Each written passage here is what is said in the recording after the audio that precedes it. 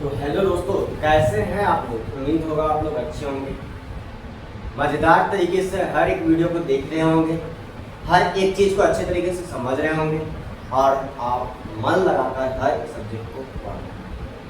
आज हम लोग एक्सरसाइज 3.1 का क्वेश्चन नंबर 5 को देखने वाले हैं। क्वेश्चन नंबर 4 तक हम लोग पिछले की वीडियो में हम लोग देख चुके हैं। आज के इस वीडियो में हम लोग लेक्चर नंबर 5 को यानी कि क्वेश्चन नंबर 5 को देखने वाले हैं। क्वेश्चन नंबर 5 में क्या बोल रहा है, चलिए समझते हैं। क्या बोला गया है, समझिएगा, एक आयताकार बाग है। एक आयताकार क्या है दोस्त, बाग।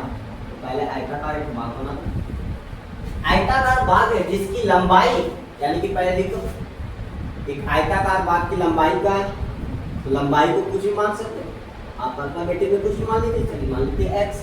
तो लंबाई को क्या माना गया है, x माना गया है।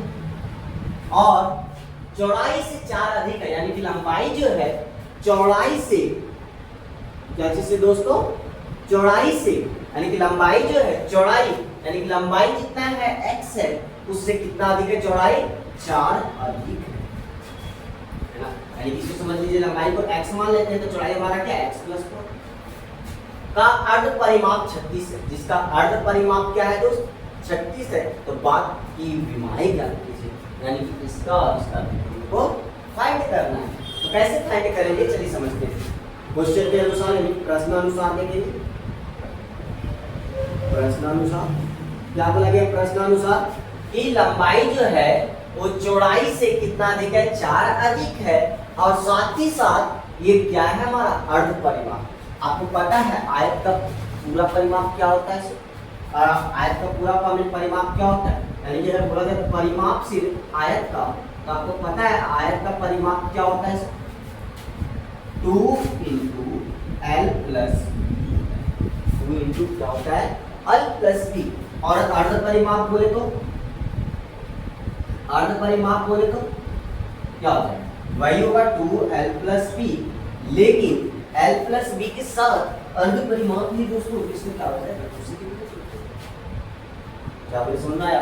तो प्रश्नानुसार देखें तो हमारा क्वेश्चन है आयत का अर्ध परिमाप जो होता है, अर्ध परिमाप = क्या है दोस्तों, तो अभी बताए 2L + B / 2 होता है।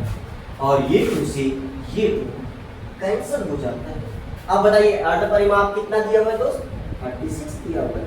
अब बताइए लंबाई आप बता सकते हैं क्या है, सो लंबाई आपका x है प्लस ब्रेथ यानी कि चौड़ाई आपका क्या है, x + 4। x को जोड़ दो क्या हो जाएगा, 2x हो जाएगा +4। ये प्लस में इधर आएगा तो क्या हो जाएगा दोस्त, तो इधर प्लस में इधर जाने पर क्या हो जाएगा, माइनस में हो जाएगा। आप घटा के देखिए कितना आ जाता है, 32 हो जाता है। ये इंटू हो जाएगा तो डिवाइड में हो जाएगा, कट जाएगा क्या, तो x बराबर क्या आ गया, 16 आ गया, 32 16 यानी कि हमारा x का वैल्यू क्या आ गया, 16 आ गया। यानी कि लंबाई हमारा 16 हो गया और चौड़ाई अगर देखा जाए तो क्या हो जाएगा, 16 + 4 = 20। यानी कि हमारा 16 हो गया और ये हमारा 20। तो पहला क्वेश्चन यानी क्वेश्चन नंबर 5 हम लोग समझ चुके हैं। आपको क्वेश्चन नंबर 5 में दिक्कत नहीं है। लंबाई आपका 16 है और चौड़ाई आपका 20 है। फिर से कैसे कि आपका बोला गया एक आयत बाग है जिसकी लंबाई जो है, लंबाई x है, लंबाई से चौड़ाई कितना अधिक है, 4 अधिक है। यानी कि लंबाई जो है उससे चौड़ाई कितना अधिक है, 4 अधिक है। तो आपको क्या बोला, अर्ध परिमाप, यानी कि इसी आयताकार का अर्ध परिमाप 36 दिया हुआ है। तो बाकी विमाएं ज्ञात कीजिए, यानी कि विमाएं करने का मतलब लंबाई है, चौड़ाई ज्ञात कीजिए। तो हम लोग प्रश्नानुसार देखें कि अर्ध परिमाप बराबर क्या होता है, 2L × B होता है। ये 2 से ये 2 कैंसिल हो गया, तो बचा क्या, L + B। और L का वैल्यू यानी कि लंबाई का वैल्यू क्या है, लंबाई का वैल्यू क्या है, x है, प्लस ब्रेथ यानी कि x + 4, यानी कि x + 4, x को जोड़ देंगे तो 2x हो जाएगा +4। ये प्लस में है, इधर आएगा तो माइनस हो जाएगा, 36 में 2 के 32 हो गया। ये इनटू में था, डिवाइड में आया, कट गया तो क्या आ गया, x बराबर 16 आ गया। अब इससे हम लिख सकते हैं लंबाई बराबर, यानी कि यहाँ लिखना है, यहाँ नीचे भी लिख सकते हैं। लंबाई बराबर हम क्या माने थे दोस्त, x माने थे, तो x बराबर हमारा क्या है, 16 आया। और चौड़ाई क्या हो जाएगा, चौड़ाई हमारा था x + 4 यानी x का वैल्यू 60 आया है, 60 प्लस 4 इज इक्वल 20, यही हमारा हो जाएगा इसका चौड़ाई हो जाएगा, लंबाई इसका 60 मीटर हो जाएगा और चौड़ाई हमारा 20 मीटर हो जाएगा। चलिए तो हम लोग अगले क्वेश्चन की ओर बढ़ते हैं। चलिए नेक्स्ट क्वेश्चन हम लोग देखते हैं। चलिए नेक्स्ट क्वेश्चन हमारा क्वेश्चन नंबर 6 की ओर देखते हैं दोस्तों। क्या है क्वेश्चन नंबर 6? ध्यान से सुनिएगा। क्या लिखा गया है? एक रैखिक समीकरण 2x 3y 8 इज इक्वल 0 दी गई। ये हमें पहला समीकरण दिया हुआ है, यानी कि क्या दिया हुआ है? 2x 3y 8 is equal 0। ये पहला इक्वेशन हमें दिया हुआ है, दी गई है।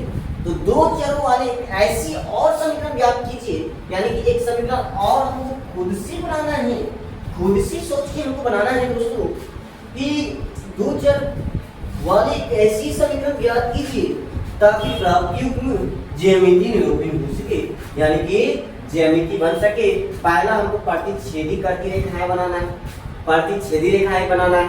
इसका मतलब प्रतिच्छेदी रेखाएं बनाने का मतलब हमारा सूत्र क्या होता है मालूम है ना, कि a1 by a2 is not equal होना चाहिए b1 by b2, है ना। यानी कि पहला जो a1 a2 होना चाहिए b1 b2 के बराबर नहीं होना चाहिए। तो आप खुद से सोचिए ना क्या लिखा जाए। तो देखिए कुछ नहीं सोचना है, बस आप देखिए यहाँ पर 2x है, आप खुद से कुछ भी सोच सकते हैं। अगर हम यहाँ से -3y कर दें और माइनस की तरफ +8 कर दें इक्वल 0 कर दें, तो क्या आप a1 a2 के फॉर्म में कन्वर्ट कीजिएगा तो a1 आपका क्या हो जाएगा? a1 आपका 2 हो जाएगा, b1 आपका क्या हो जाएगा? 3 हो जाएगा, c1 आपका क्या हो जाएगा? -8 आ जाएगा, a2 हमारा क्या हो जाएगा? 2 ही रहेगा, लेकिन b2 हमारा क्या हो जाएगा? -3, c2 हमारा 8। अब कन्वर्ट कीजिए a1 a2 में, तो a1 हमारा क्या है? 2, a2 हमारा क्या है? 2, b1 हमारा क्या है? 3, b2 हमारा क्या है? -3, c1 हमारा क्या है? -8, c2 हमारा क्या है? 8। अभी कट जाएगा तो 1/1 ये भी कटेगा क्या? 1/-1 में। अब बताइए प्लस और माइनस क्या इक्वल होता है क्या? प्लस और माइनस क्या इक्वल है? 1/1 और -1/1 क्या इक्वल है? ये दोनों इक्वल है क्या? और जब ये इक्वल नहीं है इसका मतलब हमारा हुआ है a1 a2 is b1 b2 not equal. याद है माइनस का साइन है, माइनस का साइन नहीं है, ये इक्वल कहाँ से हुआ? जब ये इक्वल नहीं हुआ तो इसको ग्राफ बनाएंगे तो कैसा ग्राफ बनेगा? प्रतिच्छेदी ग्राफ बनेगा। और अगर आपको नहीं विश्वास है तो आप इसको ग्राफ बना सकते हैं। तो ये आप ग्राफ बनाने के लिए इससे पहले की वीडियो में आपको सीखी है, तो आप ग्राफ बनाने के लिए आप वेरिफिकेशन करने के लिए आप ग्राफ बना सकते हैं। लेकिन बिना ग्राफ बनाए हम लोग बता दिए कैसी रेखा करेगी? प्रतिच्छेदी रेखाओं करेगी, क्योंकि हमने अपने से हिसाब से एक क्वेश्चन को सोचा है। चलिए कोई दिक्कत? अब हम लोग अगला क्वेश्चन इसी में देखते हैं, समांतर रेखाएं। अगला क्या है हमारा? समांतर रेखाएं का। आपको पता है समांतर रेखाएं कैसे होती है? सो कैसे होती पता है आपको? क्या समांतर रेखाएं जो आपका बिल्कुल सभी कोई क्या हो? बराबर। सभी क्या हो दोस्तों? बराबर। तो क्या हमको समांतर में क्या होता है? समांतर का फॉर्मूला आप जानते हैं क्या होता है? Sir a1 a2 is b1 b2 not equal c1 c2। अगर ये कंडीशन बन गया तो कैसी रेखाएं होगी? समांतर रेखाएं होगी। अगर ये कंडीशन बना तो समझ जाएंगे हमारा समांतर होगा। यानी कि हमारे a1 और a2 बराबर करना है, तो कैसे बराबर करें? कैसे बराबर करें? कैसे पूछे बराबर हो? तो देखिए यहाँ पर कुछ नहीं, यहाँ लिखते हैं 4x + 6y, यहाँ माइनस है, यहाँ प्लस कर देते हैं और 16 कर देते हैं, इक्वल टू हमारा आप उतारिए ना। a1 a2 डायरेक्ट उतारे आप। a1 हमारा 2, a2 हमारा 4, b1 हमारा 3, b2 हमारा 6, c1 हमारा -8 और c2 हमारा 6। ये कट जाएगा 1/2, ये भी कट जाएगा 1/2, ये भी कटेगा क्या? 1/2। देखिए क्या चीज में आएगा? माइनस में आएगा। आप देखिए 1/2 इज इक्वल है, 1/2 इज इक्वल है, इज नॉट इक्वल है -1/2। तो यहाँ प्लस है, यहाँ माइनस, ये तो बराबर नहीं हुआ। इसका मतलब कौन सा? ये परिस्थिति को। और ऐसा परिस्थिति किसका होता है? समांतर रेखाएं का। कैसा होता है? समांतर रेखाएं का। समझ में आया? क्या बोले? समझ में आया? अब अगला क्वेश्चन नंबर 3 देखते हैं। इसका बताना है संपाती रेखा। कैसी रेखाएं बताना है दोस्त? संपाती रेखा बताना है। तो कैसे बताएंगे संपाती रेखा का? ध्यान से देखिए। संपाती रेखा का कैसे दिखाना है? ध्यान से सुनिए। संपाती रेखा बताया था आपका जिसमें आपका तीनों बराबर हो, तीनों बराबर, यानी कि a1 a2 b1 B2 is equal C1 C2 तीनों बराबर हो जाए समझ जाएंगे कैसे लिखा है, संपाती लिखा है। तो खुद से सोचिए, यहाँ लिखते हैं वही चीज लिखते हैं 4x प्लस 6y और माइनस 16 का करते हैं इज इक्वल 0 2 मान लें। अब बैठाइए उसे बता a1 a2 के फॉर्म में बैठाइए। a1 हमारा क्या हो जाएगा 2, a2 हमारा 4, b1 हमारा 3, b2 हमारा 6, c1 हमारा -6, c2 हमारा -16। ये कट जाएगा क्या 1/2, ये भी कटेगा क्या 1/2, ये माइनस माइनस कट जाएगा क्या कट जाएगा 1/2। आप देखिए तीनों बराबर है, और जब तीनों बराबर होता है कौन सी रेखा होती है, समपाती रेखा। कंडीशन ये बना, और ऐसी रेखा होती है कौन सी रेखा होती है, समपाती रेखा होती है ना। समझ में आया क्वेश्चन नंबर 6? ठीक है, तो मिलते हैं नेक्स्ट वीडियो में, और नेक्स्ट वीडियो यानी कि एक्सरसाइज 3.2 को लेकर, और हम लोग नेक्स्ट वीडियो में नेक्स्ट मेथड को भी सीखने वाले हैं, जिस मेथड का नाम है प्रतिस्थापन विधि। प्रतिस्थापन विधि, उसके बाद विलोपन विधि बच रहा है। ये दो विधि ऐसे होते हैं जो आपको एग्जाम में ये क्वेश्चन होता है कि आप प्रतिस्थापन से बनाइए, विलोपन से बनाइए। सिर्फ आपको लाइट में बोला जाता है समीकरण को हल कीजिए। तो समीकरण को हल करने के लिए आप प्रतिस्थापन विधि का यूज कर सकते हैं या फिर विलोपन विधि का यूज कर सकते हैं। लेकिन ग्राफीय विधि में क्वेश्चन में बोल देगा दोस्तों इसको क्या विधि से सॉल्व करना है, ग्राफीय विधि से सॉल्व करना है। आपको वीडियो समझ में आया? समझ में आया तो लाइक कीजिए, सब्सक्राइब कीजिए और दोस्तों के पास शेयर कीजिए, ताकि इस वीडियो का फायदा दोस्तों को भी मिल सके। मिलते हैं नेक्स्ट वीडियो में, तब तक के लिए जय हिंद।